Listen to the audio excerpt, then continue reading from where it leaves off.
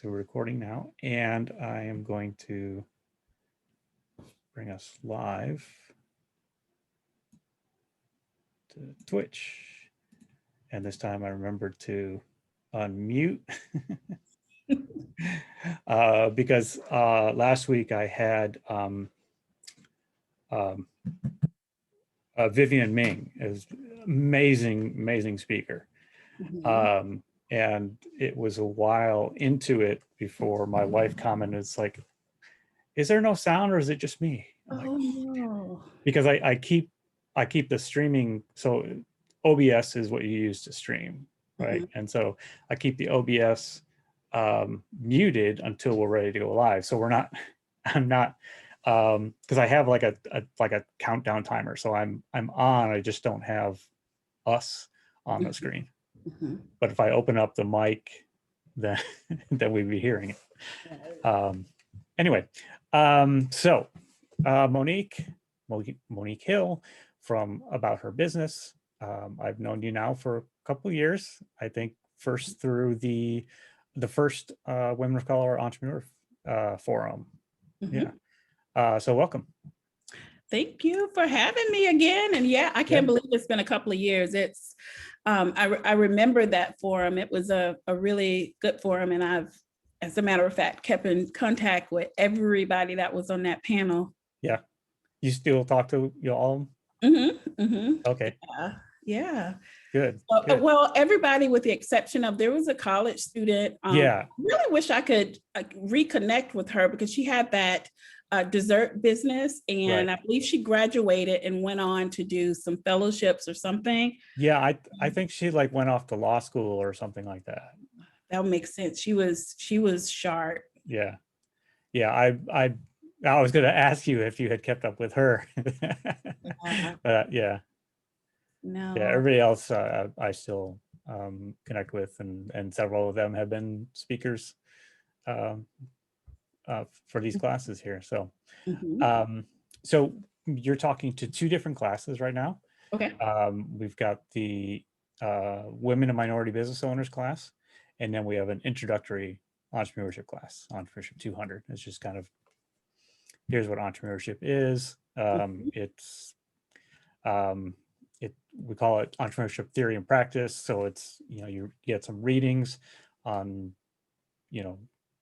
basic theory stuff, and then you have the practical application from speakers and assignments and stuff. Nice. So, one of the first things, is just obviously tell us a little bit about her business.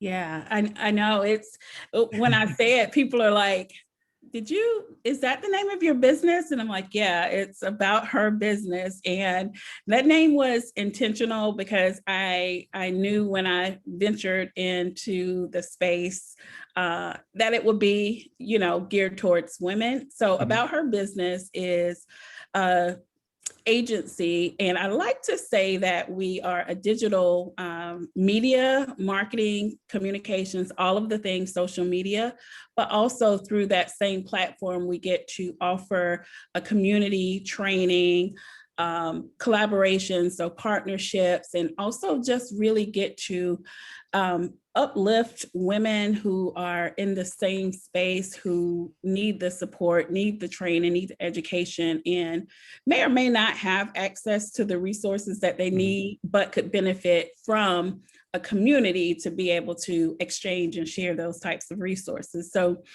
like I said, when I was looking for this very same thing for myself, I realized that it really didn't exist at that time. At least what I was looking for. I'll say that because there are always communities out there if you're seeking those, but there was, like I said, there wasn't one that was what I was looking for. And so when I started creating this, I started creating what I needed, which then evolved into learning what others also needed, which some things were similar and some were different. So So now, I'm able to not only offer those events and experiences, but I have some clients who I help work with their digital strategy. So their online social media. I'm doing a bit of their branding and just really helping them hone in on who their customers are, who they're targeting, and what attracts the customer that they want. That seems to be a challenge for some people because we like to market to everyone. So I get to, use my experience and also my design skills, if you will, or my creative eye, because I'm definitely not a graphic artist, but I do Canva makes that easy now. Yeah, I have minimal skills there. But what I am really good at is the creative eye and the vision part of it. So people come to me for that, and I just help bring it to life. Yeah. So you mentioned, people have a hard time, figuring out who their customers are. And that's what happens when somebody just has an idea and goes out with it without doing any research first. Right. And so, we focus in our classes on really understanding the customer before you launch a business, right? So that you're in touch with them, you understand their needs, their wants, their likes, right? And if you're talking with them ahead of starting your business, then once you're ready to go, they're right there on board. Right. And if you've really found people that are passionate about what you're doing, they'll help you get it going. So, yeah, I actually had this is a really recent example of this. I had a person reached out to me on social media, and she said, not in these same words, but basically, I'm having an event in July, and I mean the tickets are just selling like wildfire, and also they are sponsorships and vendors and things like that, like a lot of excitement and a lot of attention. So she asked me, well, I noticed that you don't really do a lot of talking, you don't do a lot of marketing, you don't have a lot of information on your flyers. How is it that your events do so well? And immediately I thought, that's because I know what people want. That's because this is year 5, and I pretty much know who is attending, what they like, and kind of what attracts people to the events, right?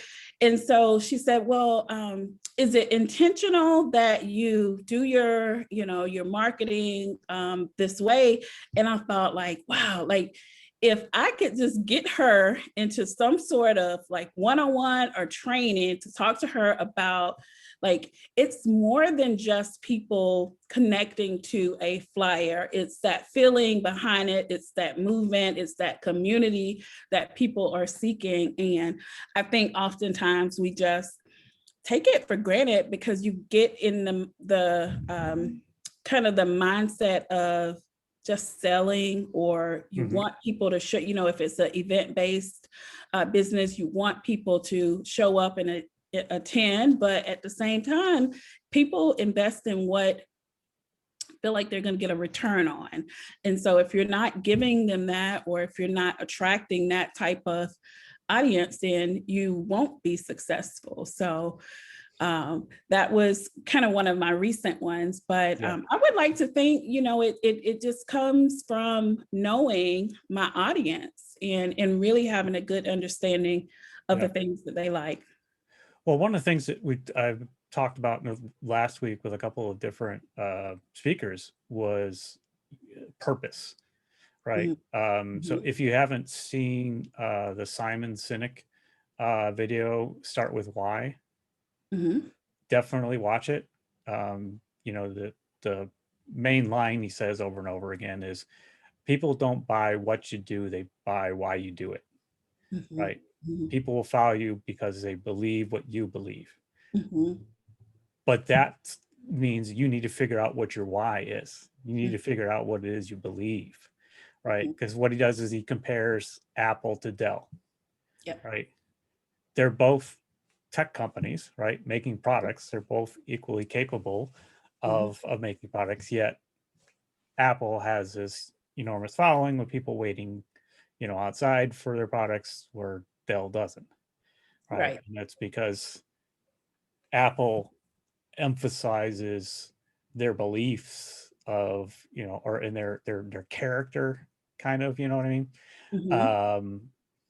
Whereas Dell will just talk about, here's what we have, this is how good it is, right? Mhm. Um, so uh, so that's something that, to really, for everyone to try and think about is, what is your purpose? Yeah, Right. your why is so important, and it really is how people connect to you. Because if you think about it, and I'm in the social sciences type background, Mhm. and I always just go back to just the foundation of my training, which is we as humans, we all want to belong. We have this hierarchy of needs, right?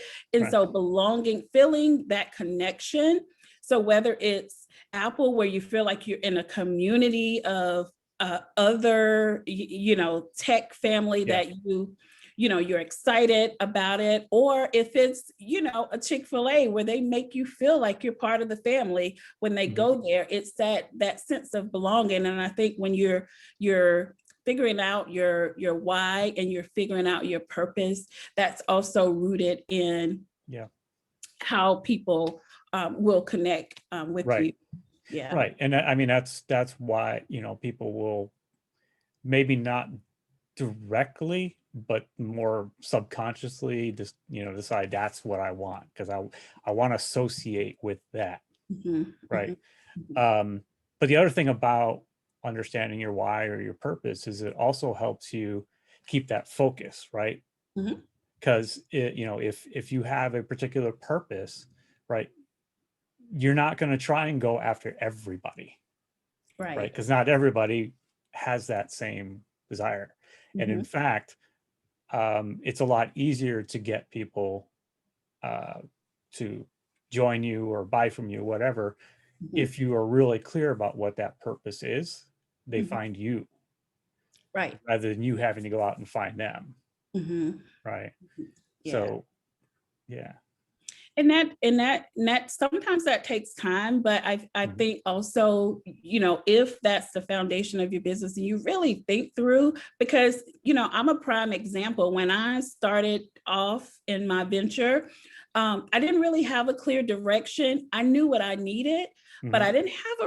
I didn't have a defined customer. I just knew she would be like me, or she would need Yeah. the thing that I would need. And I also um, thought that I was creating in a space where I felt like everybody needed this, right?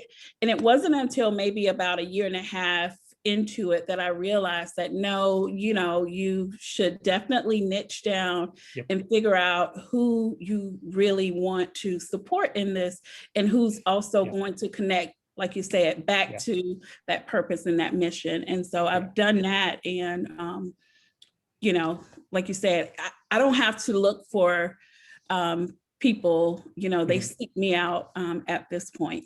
Yeah. Yeah. So one of the things that the students had to read this past week was about, one of the questions they had to answer is, why are there niches, riches and niches, you know?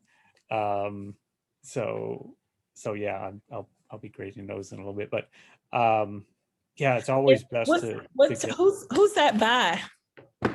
Oh, it's just a common phrase, Oh, riches. I thought you were saying that they had a reading of Oh, Richard. yeah, I had pulled some stuff out. I don't remember exactly what I had. I think I had like an article and a video. I try and pull out things that are, 3 to less than 10-minute kind of uh, gets right to the point stuff. Mhm, Because I pull a lot of things. mhm. Um, and Mike here is in that class. He can probably, attest to it. There's like a long list of things to review, but they're not necessarily that long. Gotcha. So the idea is to try and pull together, um, meaning from these different things that overlap. Yeah. Yeah, niches are important. Like I said, when I first started off, I didn't really have a clear niche. I was trying to serve everyone, everything. And, once I realized that I did have a niche, and not only that, because you can speak to your customer or your client when you know who they are, right? Right. Instead of having this generic marketing plan, you're really talking to her and in my case, her, what she wants and what she needs versus, like I said, it feeling very generic. Yeah, and that's one of the simplest things that I tell students when they're like, well, everybody could use this. Yeah, but how are you going to advertise to everybody? Right? The more focused you have it, the more effective, every dollar you spend on marketing will be, right? Because if you're broadcasting to everybody, you're spending millions of dollars for a small return. Whereas if so you're getting like a fraction of a percent, right? From eyeballs to purchase, right? But if you know exactly who your customer is, you could be 50% eyeballs to purchase. But we have a question here from Twitch, which is what is your process for discovering your why or purpose? Yeah, so mine was easy, right? Because my why is directly linked to a need that I had. And I feel like most businesses are birthed out of a problem or a challenge that someone has had. So mine is rooted in that. And like I said, it wasn't until a little bit later that I, really honed in on who and what that problem was and how what I thought that I was doing would solve problems for my particular demographic. And then I also just needed to connect it. I don't know if I shared to the class here, but I'm a full-time employee. And so I have a career that I've built that I love.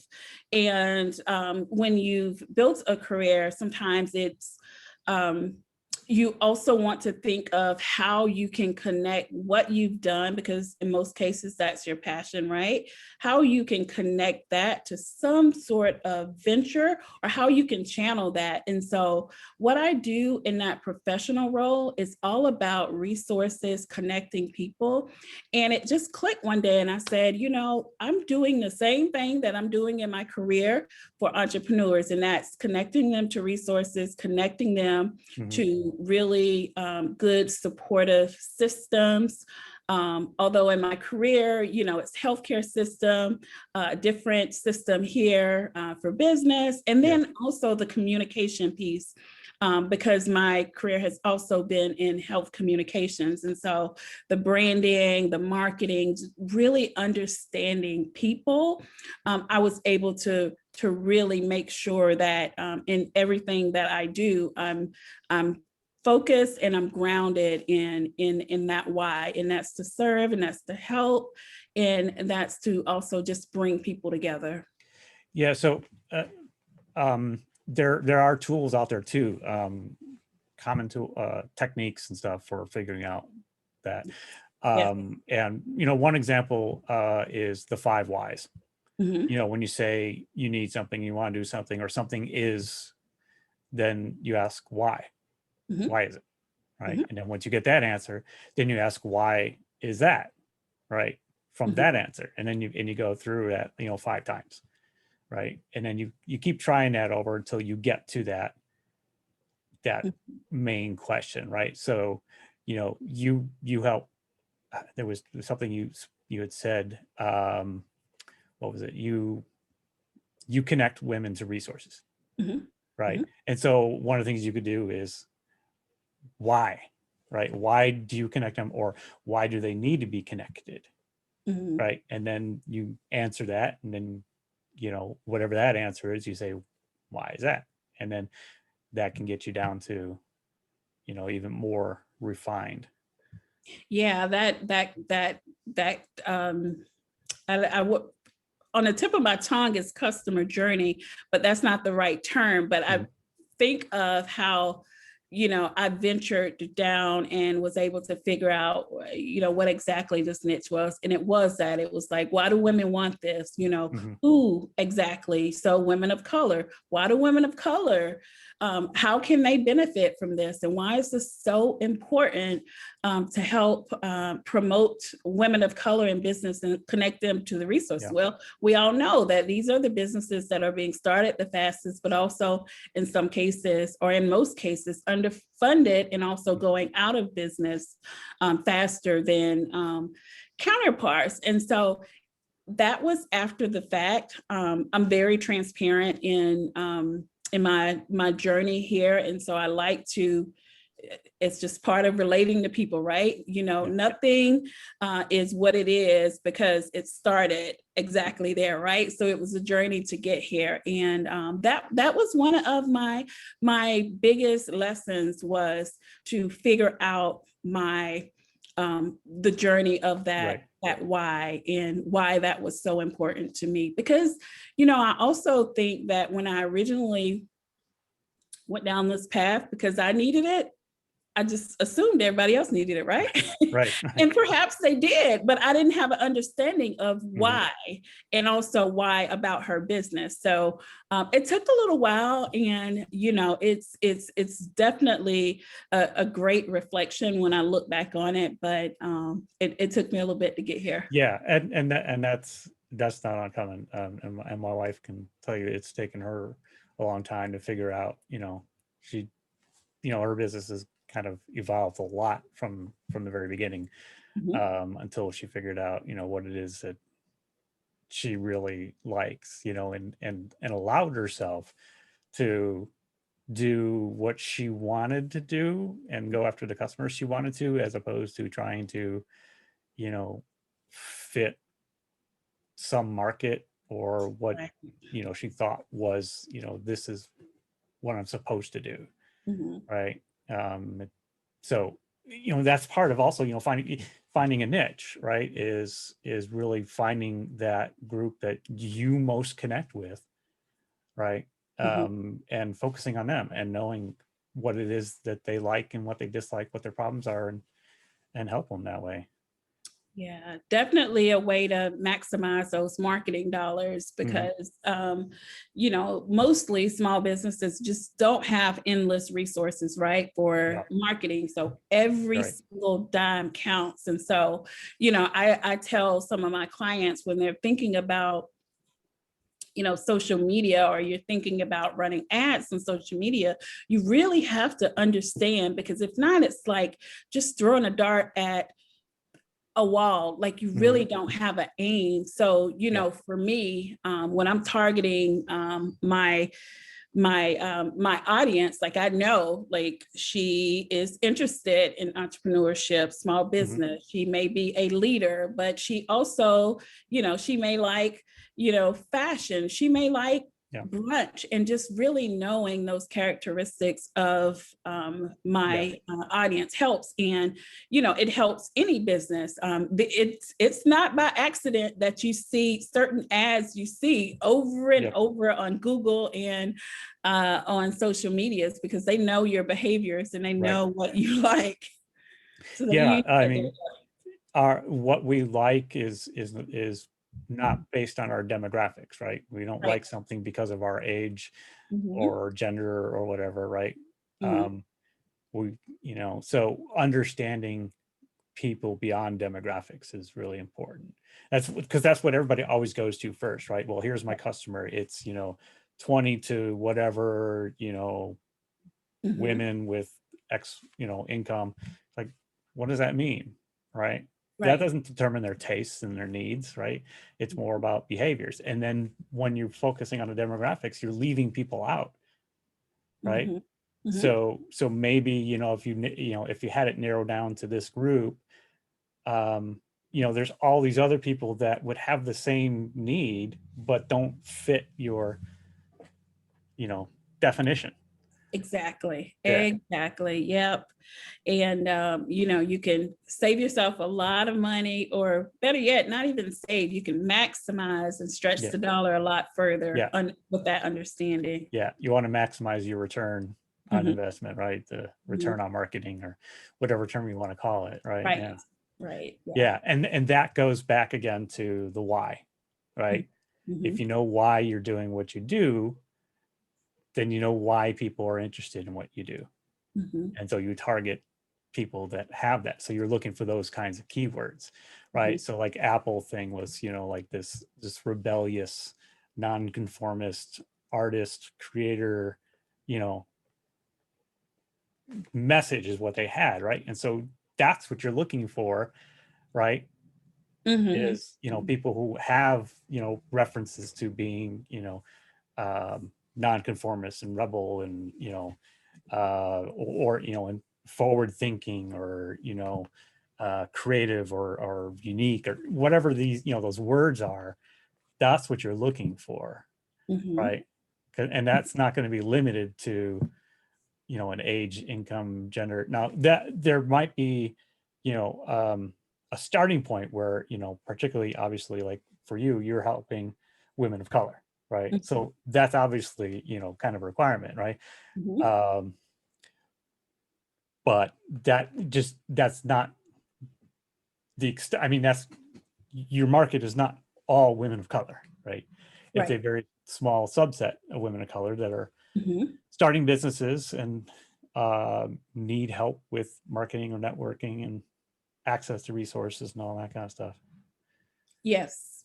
Yeah. She is in who Mhm. my market is.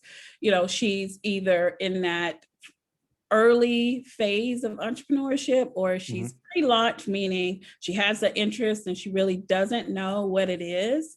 There are a few outliers, but in terms of my target, just because you're targeting that niche demographic doesn't mean you can't serve them. That just means you're not necessarily Yeah. targeting them.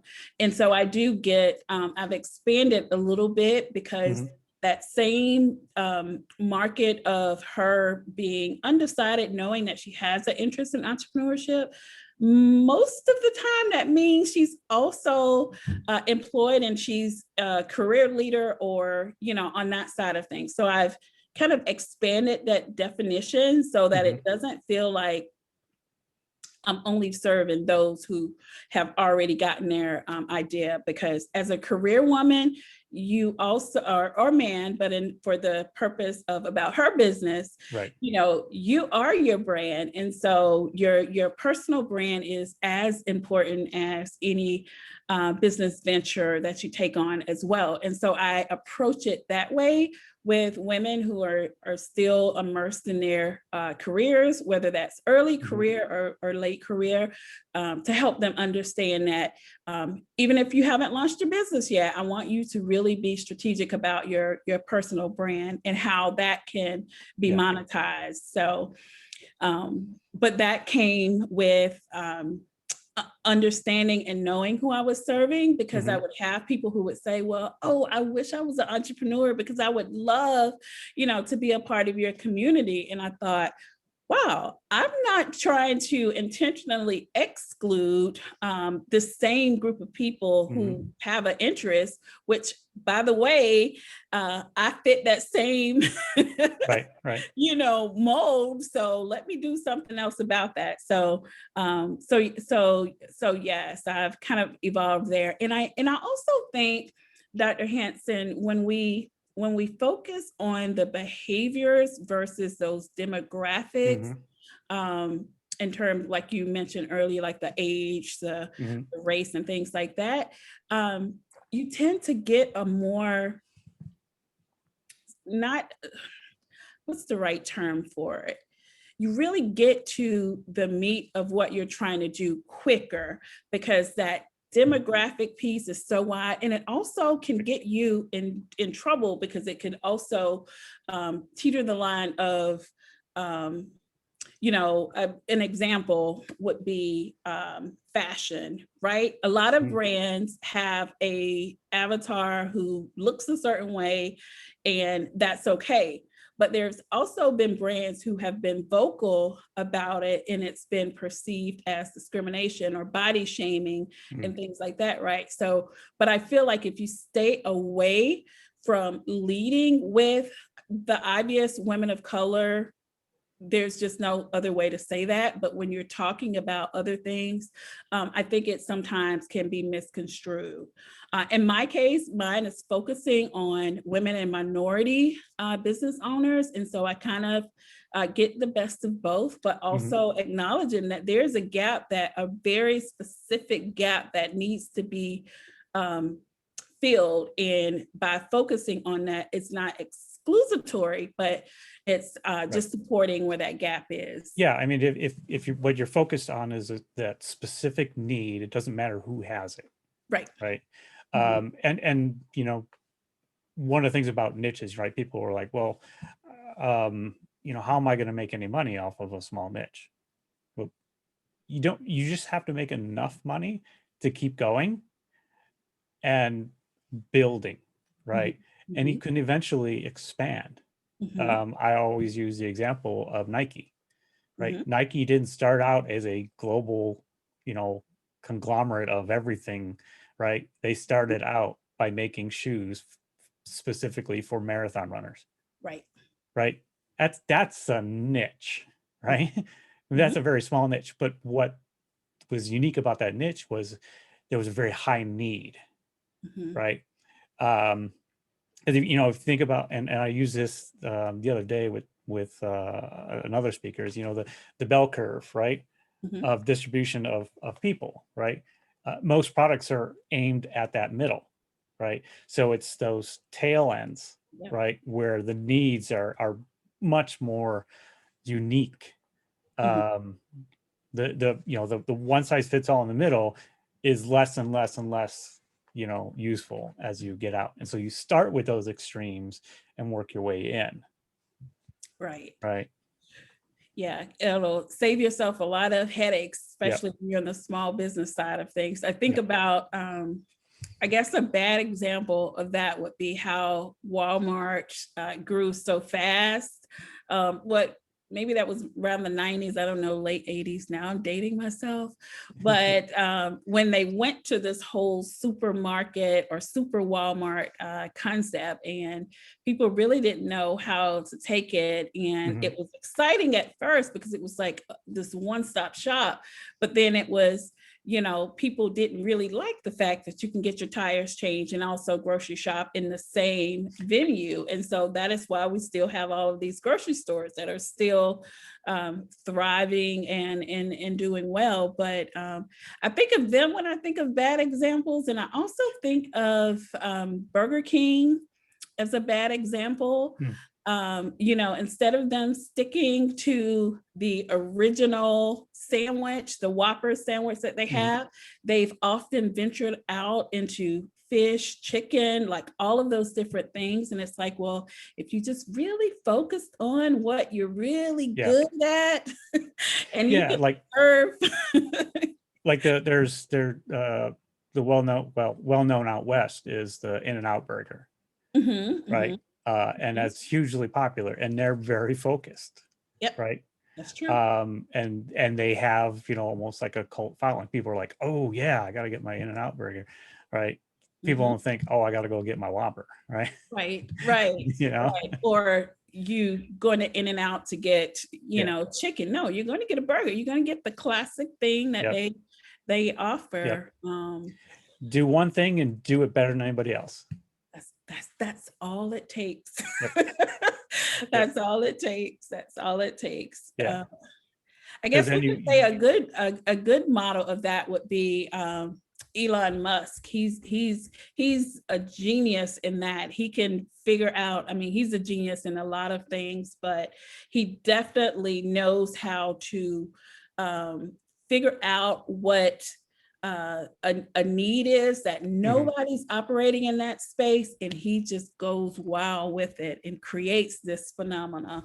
But he doesn't really stick to one area, right? He's He doing a little doesn't, bit, right? He's got cars, he's got tunnel makers, he's got, you know, but it's rockets. technology. It's technology here.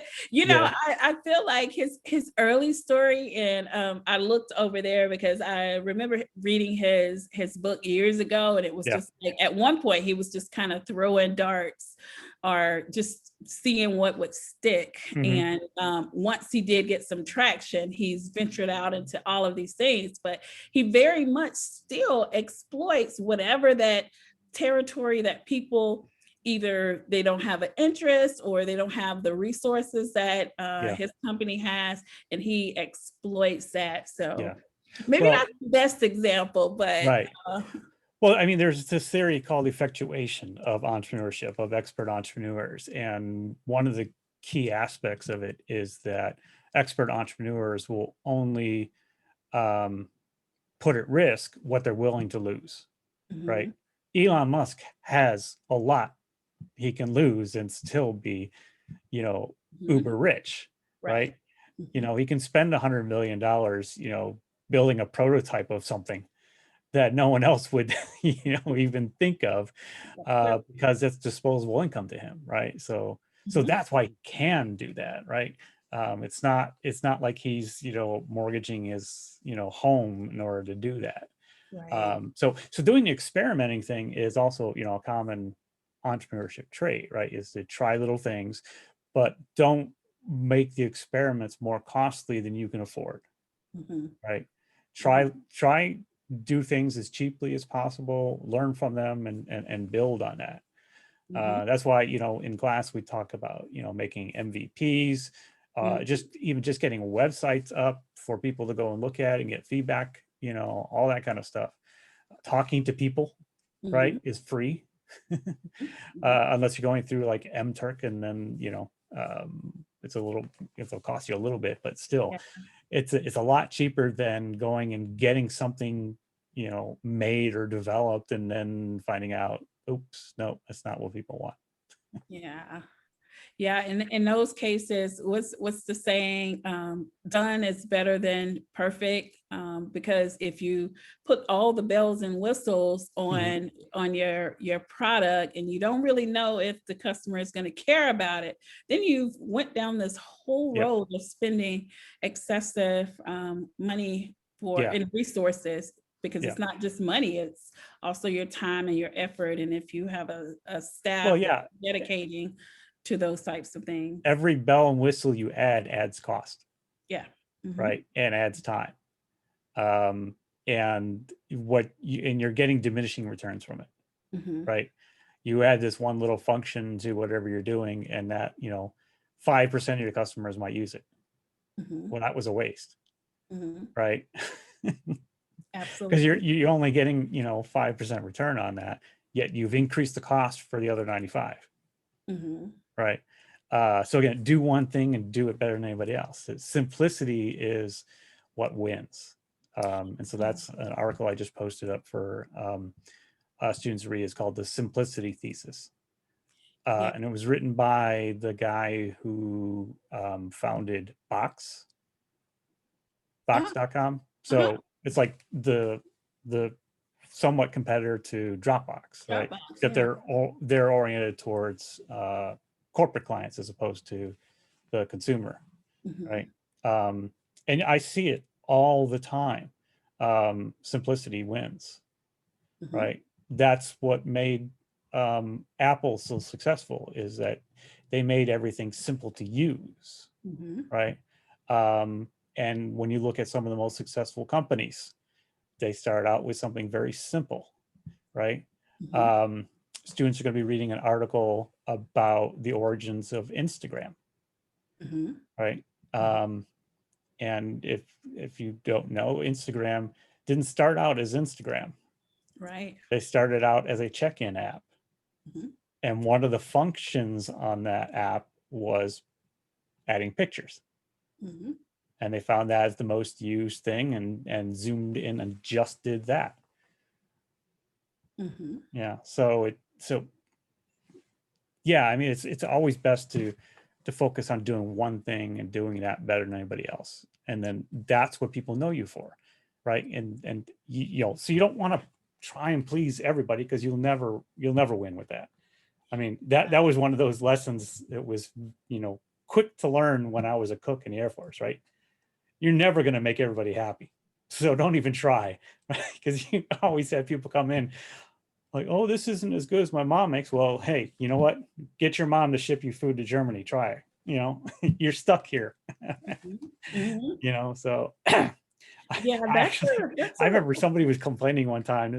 I was working in the back and I was cutting up something, you know, so I had a big old knife, and so somebody was really complaining, and so they had to come back. I was the supervisor to come out, and so I came out holding my knife, and you know, just kind of talking. He's like, I don't like this and that. I'm like, hey, you know what? There's McDonald's right outside of base.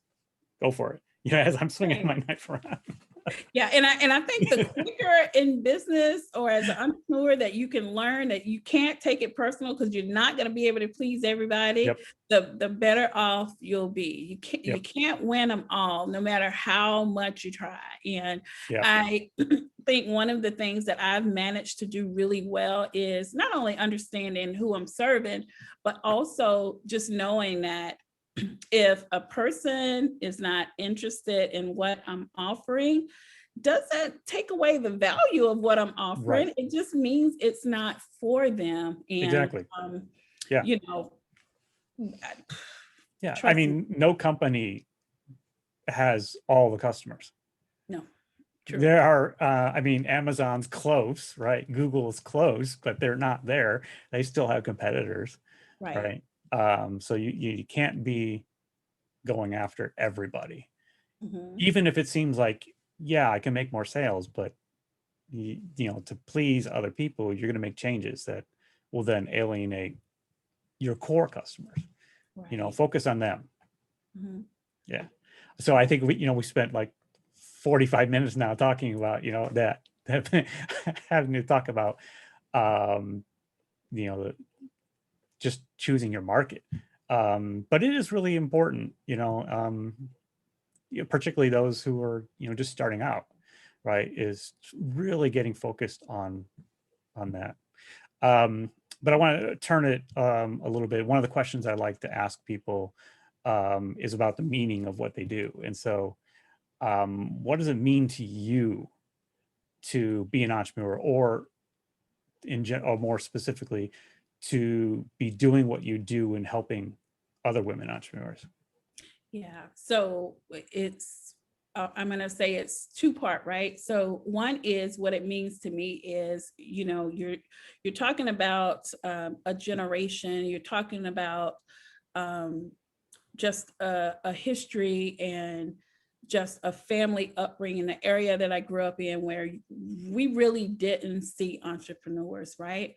And although thinking back on some of the pillars in our community, thinking back on them, I realized they were entrepreneurs, but we weren't necessarily using that term. So I like to tell people we had Mr. William in our neighborhood who sold all the snacks and the drinks and the candy to the neighborhood, right?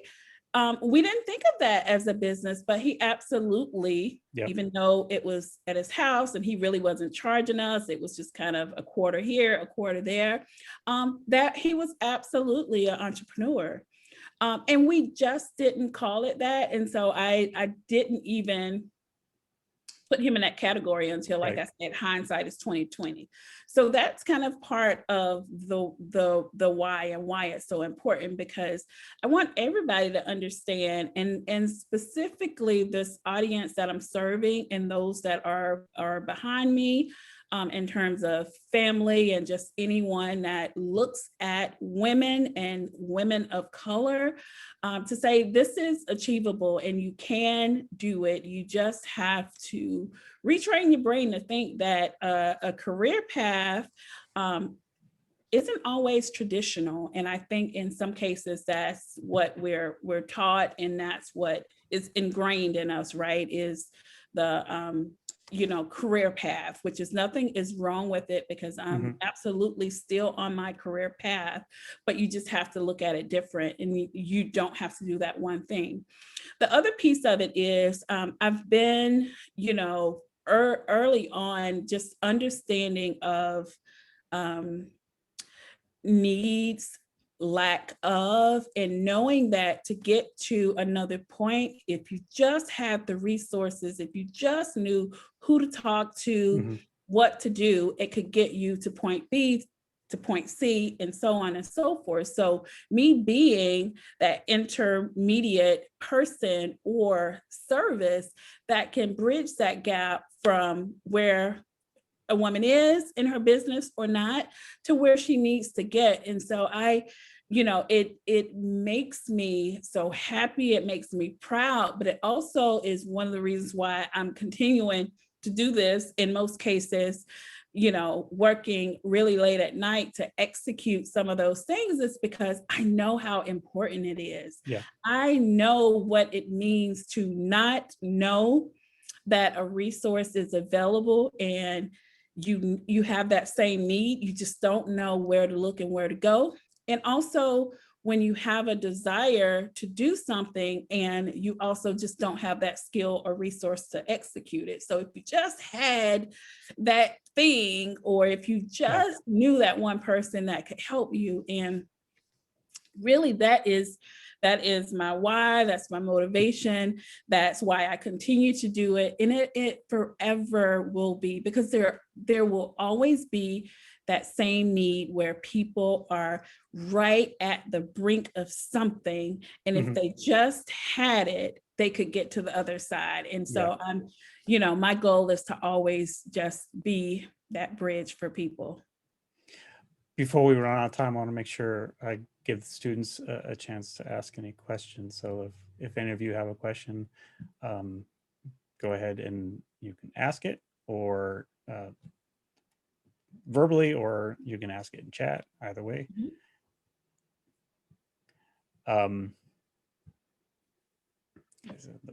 look like there's any questions yet. Oh, wait. Sabrina. How long would you so one, I think I missed about her business. Wait, can you explain it like just one more time what the business does? And number two, how long did it take you to actually like establish it where it was up and running? Yeah, so about her business, so a digital social media agency, right? So we do marketing, branding, and social media. And through that same platform, we have community training and education. And so I get to, I have clients. I also have a community that I get to nurture and provide these events and trainings for. And I also have some product lines, but that's kind of a natural fit when you're grooming or you're nurturing a community. You always want to have some sort of product, not just as a extra stream of income, but if you think of community and belonging, people like to be associated with branded gear and things like that. So kind of have that as well. To get to where I am now, I would say it probably took me about, I started down this path in 2016. And so it wasn't until 2018 that I realized I had all of these different things that at that time I didn't think made sense. Like I was doing the marketing and the branding, but I really didn't know how I connected that to the events that I was hosting. And so in 2018 is officially where I just said, all of this is about her business, and all of it should be under one umbrella, right? And we could be a full service platform where we're offering that marketing, branding, community as a second, and then the third being the training and events. So it took a little while, but like I mentioned earlier, sometimes it takes that journey of realizing what's needed versus what's not. and also just really focusing on what you're good at and, in terms of a service-based business, what you're good at and what your customers need the most. Because if you think about it, if you have a service-based business and you're a solopreneur, you're doing all of the things yourself. And so you also need to be mindful of what has to be done, what can't be done by me, meaning, although I'm a solopreneur, I have consultants that I contract with, or contractors, I should say. You also have to realize that you can't do it all by yourself. Right. So I had to learn that. So the short answer to your question, a couple of years, and then also the second part, social media, branding and marketing. Yeah, a lot of people have a hard time with that idea. It's like, try to do everything yourself. But, that's not the most effective or efficient way to use your time. No. Do what you're best at, right? So that you can maximize what you're doing. That's going to produce your revenue, and then use that revenue to pay for other people to do things that you're not so good at. Like accounting, Right. Right. That's a good example. Right. Yeah. Don't waste your time trying to figure out how to do books when you can hire someone else to do it. If it's going to take you 5 hours, a week to do it, but you can hire an accountant that'll, cost you far less than the value of your 5 hours of time. So that's one of the things to try and think about is, what is the value of your time? Right. So like, how much could you make if you spent, an extra hour working on your business, right? That's kind of a value of your time. So anything you're doing, right, for yourself, can you pay somebody to do it less than the value of your time?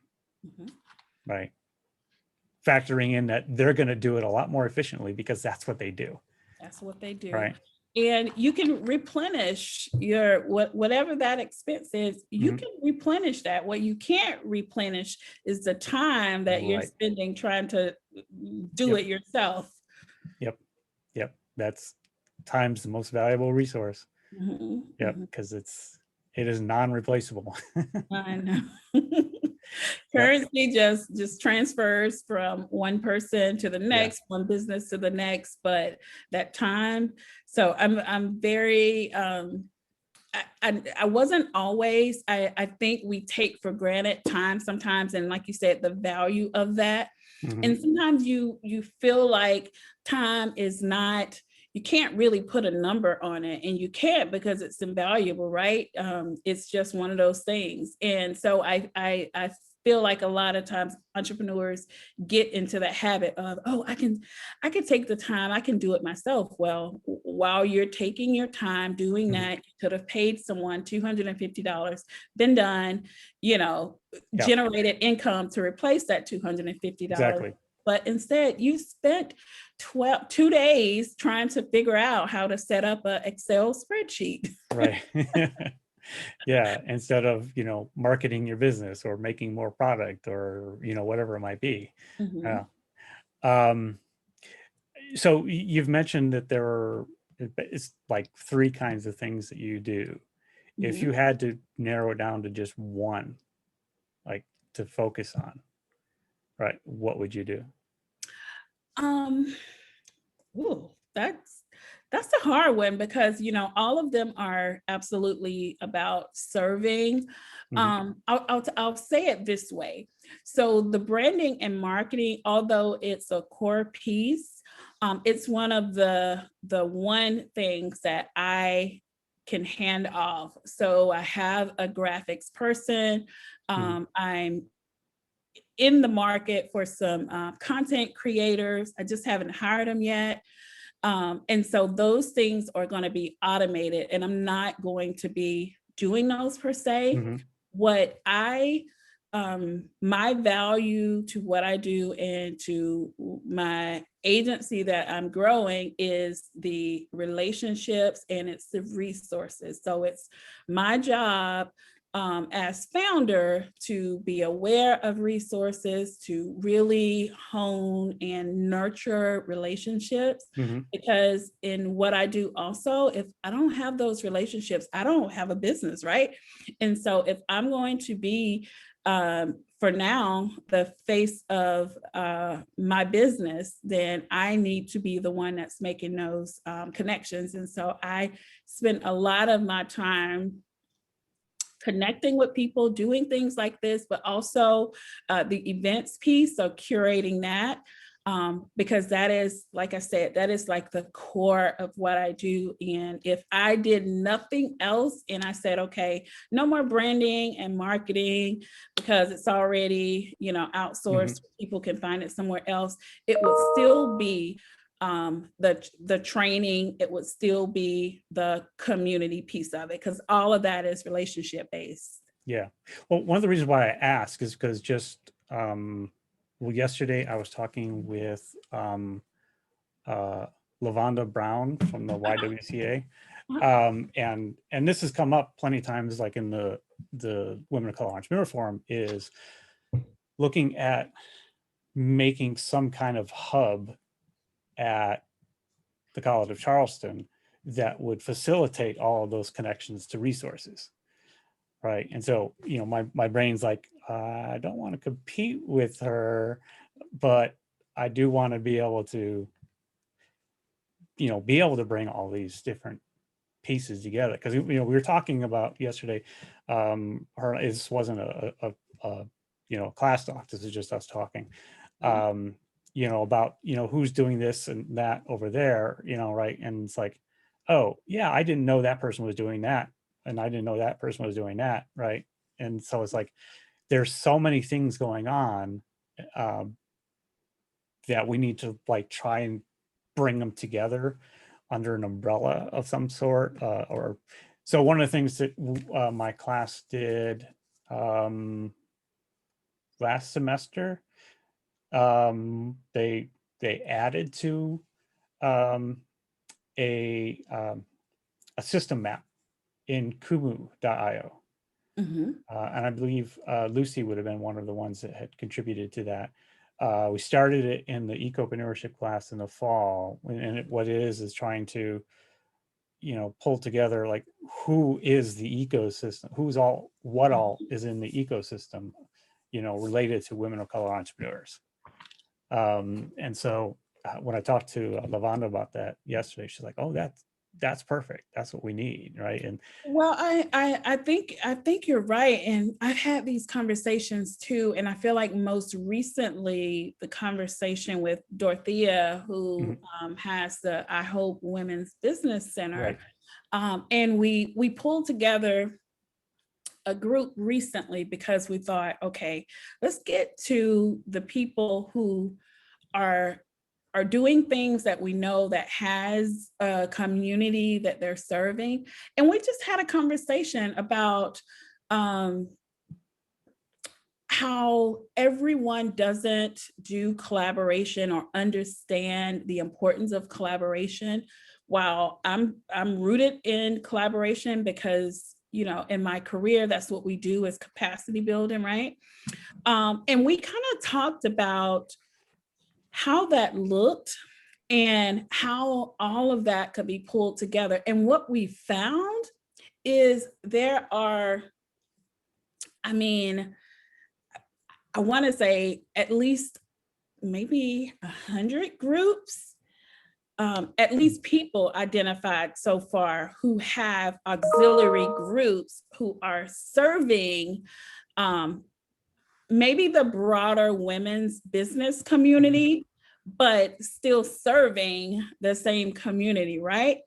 And so when you think of that, so when I say auxiliary group, so you have, what I consider a community, meaning, I target this group of women, but you also have formalized communities such as the American Business Women's Association. You also have the Women, South Carolina Women Entrepreneurs. So there's all of these group membership type groups that are also doing this. And I think our, kind of to sum that up, the conversation led us to, there are groups and people who collaborate really well. Dorothea is one of those people. I am one of those people, but there are also people who their business model is not in collaboration and serving. And so they approach it as a customer, and, it's competitive in that they're competing for that business. Right. So when you think about how do you bring that together, I'm always going to say that it has to be on a, some sort of neutral hub, right? So when you think of College of Charleston, that is in fact a neutral hub, but College of Charleston also has to be a pillar in this ecosystem that we're talking about. And so serving as not only as the hub, but a resource pillar in the community located downtown, a city who is in the business of selling history. College of Charleston is that, right? A pillar in our, you can't come to Charleston and not walk on our historic campus. So, what all of those things considered, yes, College of Charleston could very well do that. But I also think that we need to bring the Women's Business Center together some sort of way with the College of Charleston. How we do that and how that looks, I think that's a discussion that'll continue to evolve. But I love the idea of having some sort of hub, because what I know is the municipalities have not done a great job of doing that. And so we have to create it in order for our city just to continue to thrive. Well, one thing, because you were talking about, groups, and I've been pitching this like to every speaker since I've had this speaker in my class. And that's the book, Collective Courage by Jessica Gordon Nemhart. And it's really interesting book on really getting into the history of, African-American thought about cooperatives, right? If you look at a lot of the history that made like the Black Wall Streets possible, is that they started out with mutual aid societies that built up to collectives and then cooperatives, right? And then, mutual insurance agencies and banks and all that kind of stuff all came from that working together, right? The community. So a cooperative economy as opposed to a competitive economy. And so when you're talking about, just getting people together, one of the things that the author said when she talked to class is that usually the way it starts out is a group of people get together to learn something. And then as they're learning, then they become, how can we help each other? And then, they make it more formal, right? And that also, so there's that, and there's also the idea of mastermind groups, I think is what it's called, right? Where you take, different people from different areas and put them together, right? So those are things that I think could certainly be done. As you're thinking about how do you bring people together, right? Is thinking about facilitating those kinds of things of just putting, assembling these groups, right? Finding someone that's in this industry or this knowledge or this, and et cetera, and then, bring 5 people together and then facilitate their, what they're doing, Yeah, and I think that's very much what we see and what's happening. And there's no end to the amount of mastermind groups that are in Charleston, but we know that masterminds are very effective because they are like minds that come together, right, to really understand or to troubleshoot whatever the master topic is. And so there's a lot of those groups. And what I think from my personal experience with, because my community will never be I don't ever want to have a community that appears to be exclusive. I want it to be inclusive, although I'm targeting a certain group, but I also don't want people to feel like some of the masterminds, you're $1 million earner, or you got this X amount of dollars in revenue. I don't want to have those types of stipulations. I definitely respect and value those, but I feel like sometimes I think community gets so rigid in qualifications that we forget what the real purpose is. And so but with the idea going back to just being about a group of people trying to learn something, right? And that's one of the things you're doing, right? So if you had basically creating small cohorts that would say go through assorted trainings and learnings, where it's not just you giving to them, but them bringing stuff, right? So that there's a co-creators of knowledge, and learning. Just a thought of something. No, that's good. That's good. Because that's essentially, that's right. That's what you kind of want to do. You kind of want people to find their group, or like you said, their cohort. Right. And you can instill from the very beginning that this is not exclusionary, right? One of the, put it as a pillar, right? A foundation pillar, that whatever you learn here, you need to share. Right. And then you get, past the, exclusionary aspect of it, and you get more to this is about the community, right? Trying to, help everybody, because as everybody helps, we're all helped, right? Yeah, I wish we bartered more, because that's exactly what I thought about when you said that. It's like, you're bringing something to the table. You have some value that you're dropping off. You're not just, taking. Well, check out this book. And then it'll reference readings from people like W.E.B. Du Bois, right? He wrote a lot about this in the early part of the 20th century. Martin Luther King also was very much about this. So there are a lot of historical writings on this that would certainly be useful. Absolutely. So I know I've already gone over time that you wanted to be finished by. So I just ask you one last question, which is, what gives you hope? What gives me hope? Well, first of all, I'm hopeful every day, because I feel like every single day, every moment that we have is another opportunity to right or wrong, or to do something different, right? But what gives me the most hope when I think about business and I think about entrepreneurship, it is this entire shift of what entrepreneurship means and how it looks to this generation.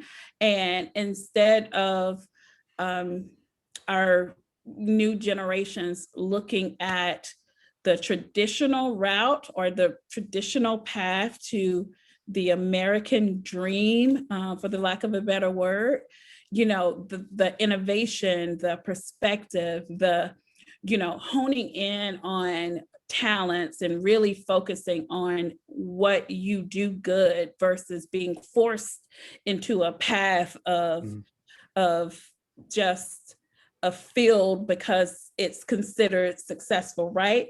And so that is where I'm most hopeful, because I feel like, our future is going to be so full of innovation and collaborative support and engagement, because we're no longer going to be in these silos and operating in these paths that are predestined for us or for this generation, right? So my hope is that, we'll all learn to work better together. We'll all, not only will we work better together, we'll be so much smarter. Like I said, this generation is so innovative and, creative that we're gonna have hacked all of the problems that have just continued to be the world's problems up until this point. They're no longer, because I think this generation thrives on community, whereas somewhere along the line that was lost between generations. By generation. Yeah. No, seriously, and I think that's why a lot, not to go on a tangent, but I think that's why social media was a game changer in how we are connected and what's considered community, because community no longer has these boundaries either, but it also, social media has evolved into being more collaborative. So you got the TikToks, the Clubhouse, all of these different platforms that allow you to really hone in and connect with a community that didn't exist before. Right. So and that's one of the things about Twitch, is it's created new communities. In fact, I'm working on a research paper with a friend of mine, looking specifically at the communities that we're involved in on Twitch, and just, that's a side note, but communities. But community has really been something that I think, at least from my perspective, has come out of as a positive of this isolation that we've been in from the quarantine and everything. So so this notion of community coming together when there's tragedy, right? Because if you think about it, in these last 20 years, it's always been, even here when we think about the United States, we rally around tragedy, causes, those things that not only impact us all, but those things that, mostly it's occurring, but we're so laser focused until it's more of a broader, like I said, tragedy. So I feel like the norm is shifting towards, no, everything has to be addressed via community, versus just, it's your problem, deal with it. This new generation is just on a mission, and I'm so proud. Yeah. Well, thank you. It's always great talking with you. I hope everybody enjoyed our long discussion about finding your niche, but it was great. So thank you. Yeah, well, thank you. And although I don't see Lucy here, I've seen her name and worked with her on some projects. So hey, Lucy, good to to know you're here, and best of luck to Sabria and Mike. Connect with me on social media, because if there's any way I can support you, or if you just need to reach out, I do consider myself a resource. And so if I don't know the answer, I can get you to the answer, or to the person that can help you. So thank you again, Dr. Hanson, for having this conversation. It's so important. It's also so important that we not only bring community together, but that we amplify voices, and that your students and your platforms are able to see that entrepreneurship is just not a white male, whereas where it was before. And so just really focusing on women, and then also women of color, and just knowing that you're supporting a huge, actually you're supporting the economy, because if women are hands down holding up the economy, we just don't always get the credit for it. So thank you, and I appreciate it. Thank you. Thank you. And thanks for everybody on Twitch that tuned in. Take care. All right. Thank you. Bye.